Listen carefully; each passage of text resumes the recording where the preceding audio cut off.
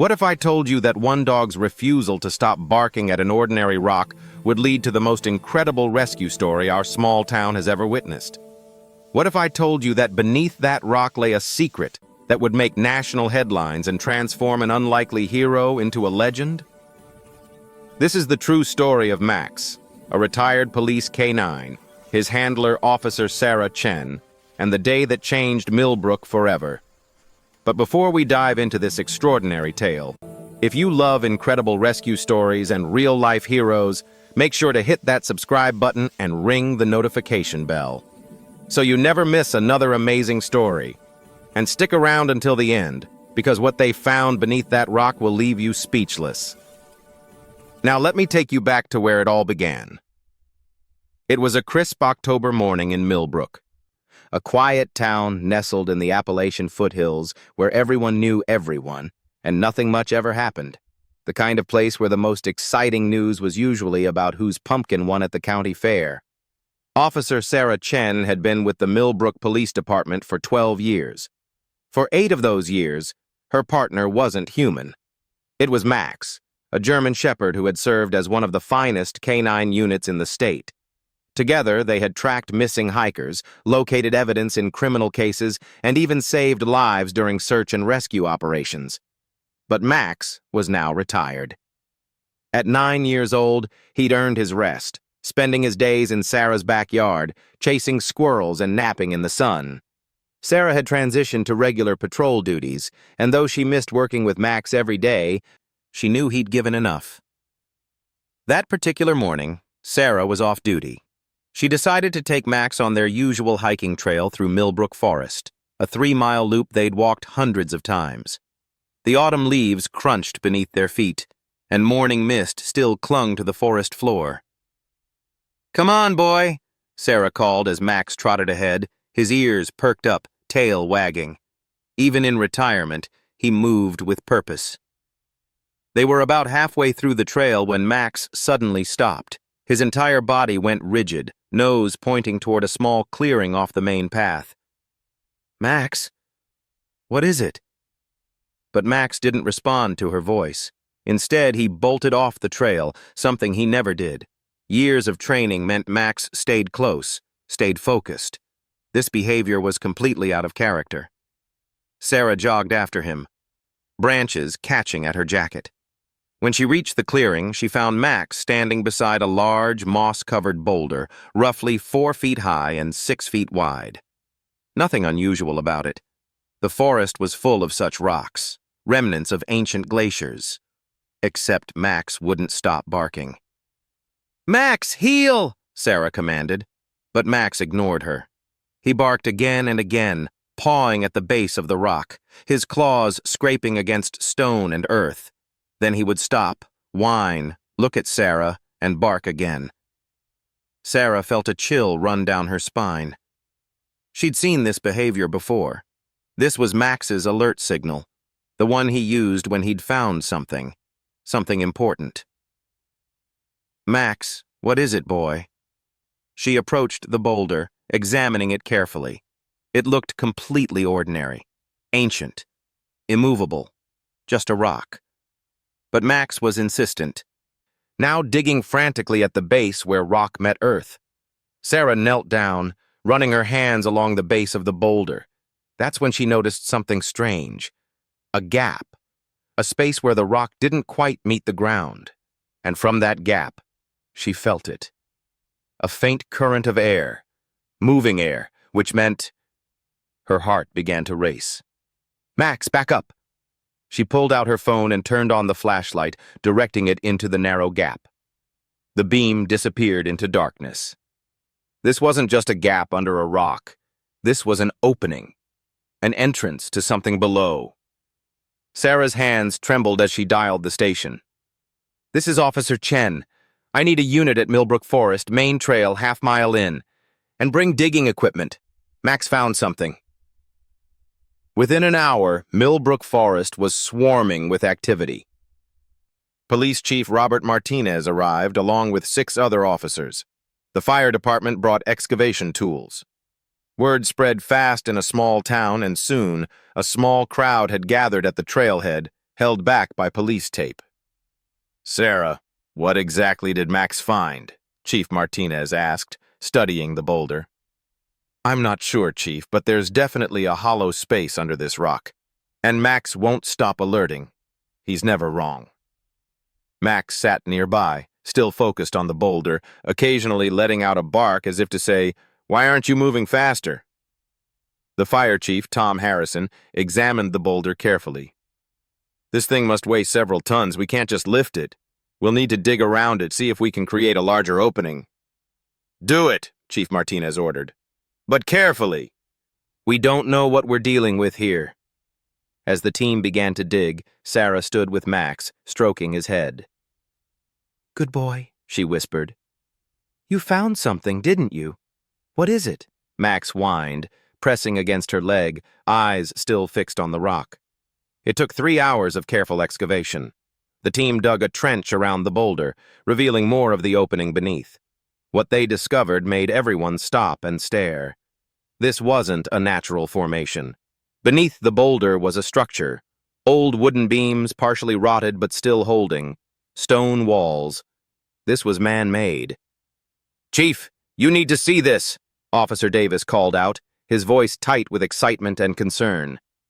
Chief Martinez peered into the widened opening. With the larger gap and proper lighting, they could now see what lay below. A chamber. An underground room of some kind, perhaps 10 feet deep. But it was what Tom Harrison noticed that made everyone's blood run cold. "Do you hear that?" he whispered. Everyone fell silent. And then they heard it. Faint, barely audible, but unmistakable. A sound from below. A weak human sound. "Someone's down there!" Tom shouted. "Someone's alive down there!"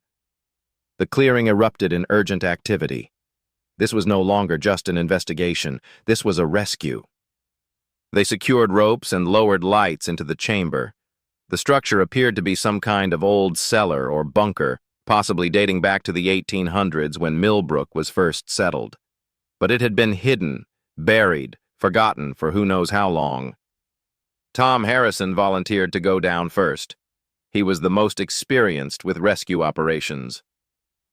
As they lowered him into the darkness, every person held their breath. Tom's voice crackled over the radio. "Oh my God! Tom, what is it? What do you see?" There was a long pause. When Tom spoke again, his voice was choked with emotion. "We need medical, now.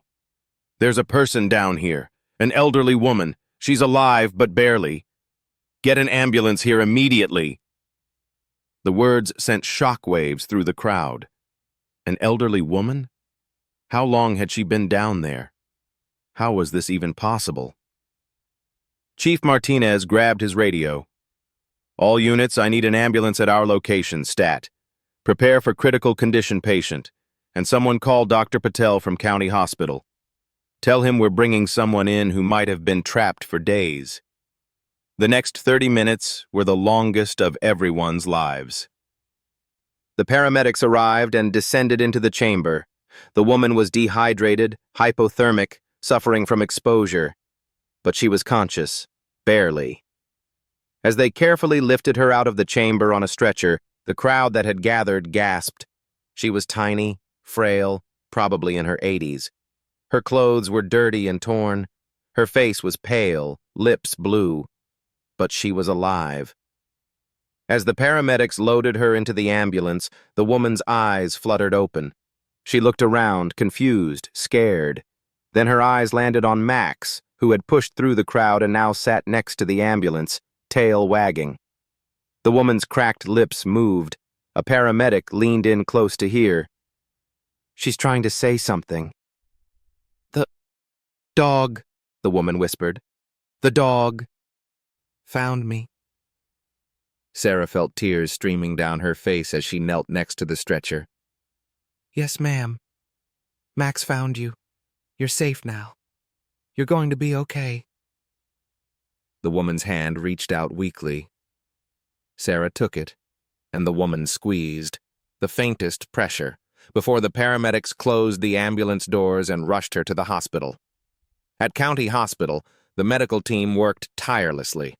The woman was severely dehydrated and hypothermic, but miraculously, she had no major injuries. Within hours, she was stable. But nobody knew who she was. She had no identification. Her clothes had no labels, and she was too weak to communicate much beyond single words. Chief Martinez put out a missing persons alert, but here's where the story took another shocking turn. The woman had been in that chamber for 5 days.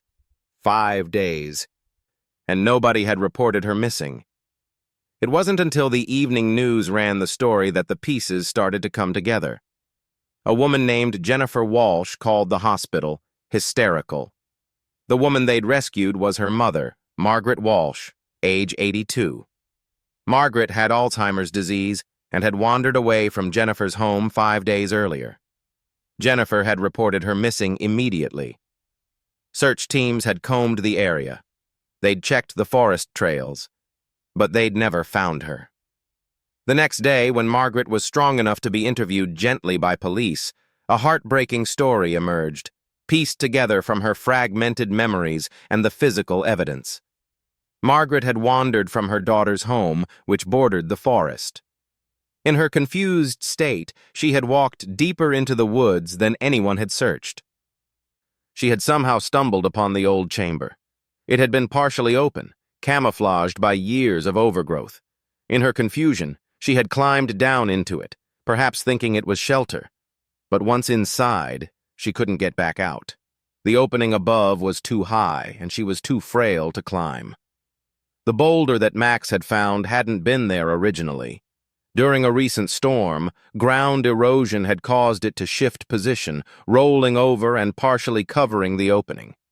That's what had made it invisible to the search teams. That's what had trapped Margaret inside. For 5 days, she'd survived in that dark chamber. She'd had no food. There had been some rainwater that dripped through cracks in the ceiling. She'd rationed it carefully, her military training from decades ago somehow surfacing through the fog of her dementia. Margaret had been a Marine in her youth, before women were allowed in combat roles. She was a survivor. Even at 82, even with Alzheimer's, that fighting spirit had kept her alive. Meanwhile, the police and local historians were investigating the chamber itself. What they discovered was fascinating. The structure dated back to the 1860s, built during the Civil War era. Millbrook had been part of the Underground Railroad, and this chamber had been a hiding place for escaped slaves traveling north to freedom. It had been deliberately hidden, disguised, built to be invisible. Over the decades, it had been forgotten. Old maps showed nothing. The last person who knew of its existence had probably died a century ago. Nature had reclaimed it, burying it under soil and vegetation until it became invisible even to people who walked past it daily. Until Max found it. Until his trained nose detected something that human eyes and human technology had missed. In the days following the rescue, while Margaret recovered in the hospital and the town celebrated the miracle, Sarah Chen struggled with something nobody else was talking about. She couldn't stop thinking about the timing. If she and Max had walked that trail the day before, or the day after. If Max had been too tired for a walk that morning. If she'd chosen a different trail. If Max hadn't been a trained K9 with years of experience alerting to human scent. If any single thing had been different, Margaret Walsh would have died in that chamber. The weight of that realization pressed on Sarah. She started having nightmares. She'd wake up in cold sweats, dreaming of different scenarios. Ones where they didn't find Margaret in time. Ones where Max didn't notice. Ones where she called him away from the rock, dismissing his behavior as a game. Her husband, David, found her one night sitting on the back porch, Max's head in her lap, tears streaming down her face. "Sarah, what's wrong? You saved a woman's life." "I didn't do anything," Sarah whispered. "Max did everything, and I almost ignored him. When he first started barking, my first instinct was to pull him away. I almost didn't investigate. What if I had just walked away?" David sat beside her, putting his arm around her shoulders. But you didn't. You trusted your partner. You trusted Max. That's why you were a great canine handler. You listened. The story had gone viral. National news picked it up. Retired police dog saves Alzheimer's patient after 5 days trapped underground. The headlines varied, but the sentiment was the same. Max was a hero. The mayor of Millbrook announced that there would be a ceremony. They wanted to honor Max with the town's highest civilian honor and present him with a special medal. But as the day of the ceremony approached, Sarah made a decision.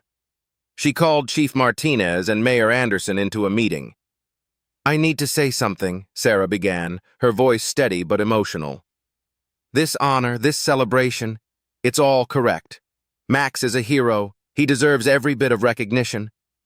But I want you to know something. I want the town to know something." She paused, collecting her thoughts. Max could have saved Margaret any day of his life. His training, his instincts, his incredible nose, those were always there.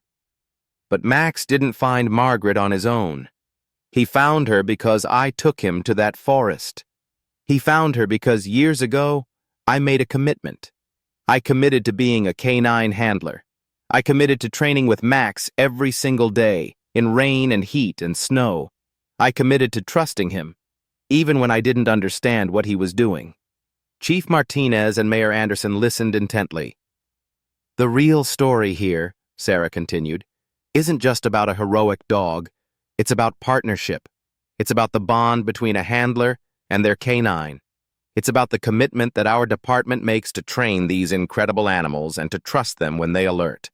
Max is a hero, but he's a hero because someone invested in him, trained him, partnered with him." Sarah's voice grew stronger. "I want people to understand that. I want people to know that canine units don't just happen. They require commitment, funding, training, trust. Every police department that's considering cutting their canine program, every community that thinks it's too expensive, they need to hear this story.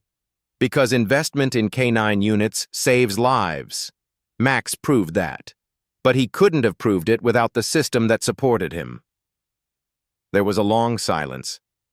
Then Chief Martinez smiled. "Sarah, would you be willing to say all of that at the ceremony? Because I think the town and the country needs to hear it." The ceremony took place 2 weeks after the rescue, on a beautiful autumn Saturday. The town square was packed. It seemed like everyone in Millbrook had turned out, along with news crews from 3 states. Margaret Walsh was there, sitting in a wheelchair in the front row, her daughter Jennifer beside her. Margaret was still recovering, but her doctors said she would make a full physical recovery. The 5 days in the chamber had been traumatic, but she was a fighter. She'd survived far worse in her long life. Max sat on the stage next to Sarah, wearing a special vest decorated with his years of service medals. He looked regal, alert, occasionally turning his head to scan the crowd.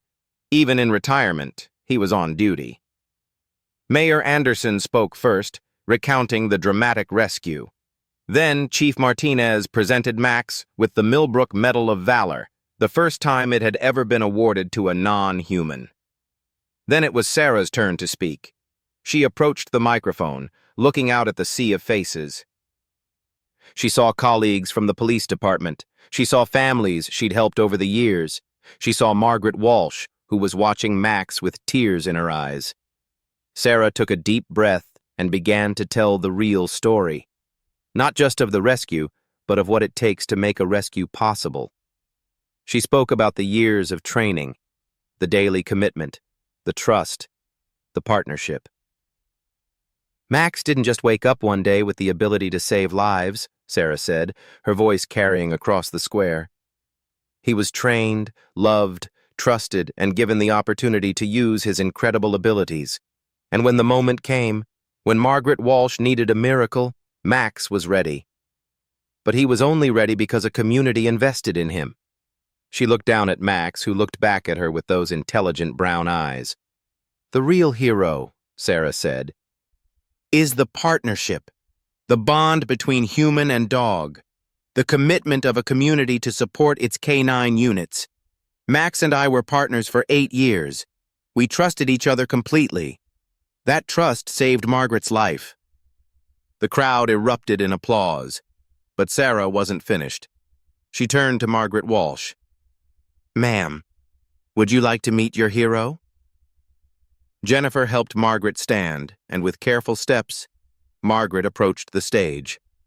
Sarah brought Max down to meet her. When Margaret reached out her hand, Max gently nuzzled it, his tail wagging slowly. Margaret's face crumpled with emotion, and she knelt down, wrapping her arms around Max's neck. "Thank you," she whispered into his fur. "Thank you, beautiful boy. You saved me." There wasn't a dry eye in the square. In the months that followed, Sarah Chen became an unexpected advocate for canine programs across the country. She traveled to police departments, speaking about the importance of these partnerships. Her testimony helped secure funding for canine units in 3 different states. But more importantly, she helped people understand something crucial: that heroes aren't born. They're trained, supported, and given the opportunity to shine. That behind every rescue dog is a handler who believed in them. That behind every canine unit is a community that invested in them. Max lived another 4 beautiful years after the rescue, spending his retirement years as a therapy dog, visiting schools and hospitals. Children would gather around him, and Sarah would tell the story of the rock in the forest, the hidden chamber, and the woman who survived against all odds. Margaret Walsh fully recovered.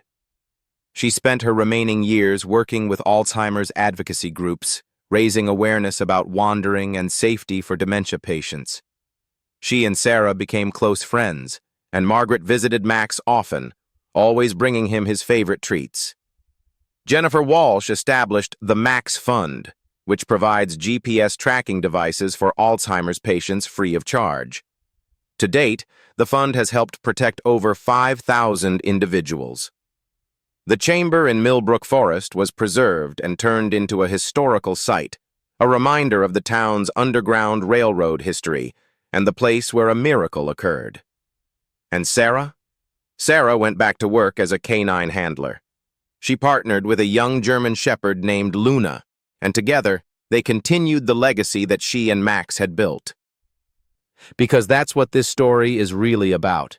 It's not just about one dramatic rescue, it's about the legacy of commitment, trust, and partnership that makes such rescues possible. It's about the bonds we form, the investments we make, and the lives we touch when we choose to believe in something greater than ourselves. Max didn't just save Margaret Walsh that day in October. He reminded an entire town, and eventually an entire country, of the power of dedication, the importance of trusting your instincts, and the incredible things that are possible when humans and animals work together as true partners. And sometimes, just sometimes, the most ordinary morning walk can lead to the most extraordinary outcome. All because a retired canine refused to stop barking at a rock. The rock still sits in Millbrook Forest, but now there's a plaque beside it that reads, "On this spot, Canine Max discovered a life in need and reminded us all that heroes walk among us, sometimes on 4 legs." If this story touched your heart, please hit that like button and share it with someone who needs to hear it today. And don't forget to subscribe for more incredible true stories of courage, hope, and the unbreakable bonds that save lives. In the comments below, I'd love to hear your own stories about the dogs who've touched your lives, or about the first responders and canine units in your community. Let's celebrate these incredible animals and the people who work with them. Max may be gone now, but his legacy lives on in every canine unit, every handler who trusts their partner, and every life saved because someone believed in the power of that partnership. This is the story of how one dog's bark changed everything, and how one woman's trust in her partner created a hero. Thank you for watching. And remember, sometimes the greatest heroes are the ones who never stop believing, Never give up, and never stop barking at the things others overlook.